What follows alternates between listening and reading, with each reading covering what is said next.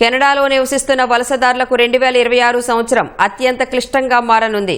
Work పర్మిట్ల గడువు ముగియడంతో లక్షల మంది వలసదారులు చట్టబద్దమైన నివాస హోదాను కోల్పోయే ప్రమాదం ఉందని అంతర్జాతీయ మీడియా కథనాలు పేర్కొన్నాయి.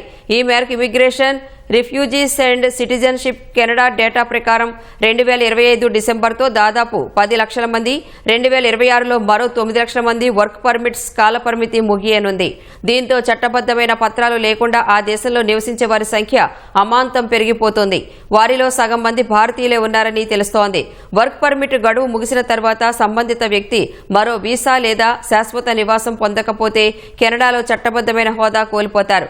అక్రమ వలసదారులకు అడ్డుకట్ట వేసేందుకు, అంతర్జాతీయ విద్యార్థుల సంఖ్యను తగ్గించేందుకు కెనడా ప్రభుత్వం ఇటీవల ఇమిగ్రేషన్ నియమాలను కఠినతరం చేసింది. దీంతో శాశ్వత నివాస హోదా పొందడం ఇప్పుడు మునుపటి కంటే చాలా కష్టంగా మారింది.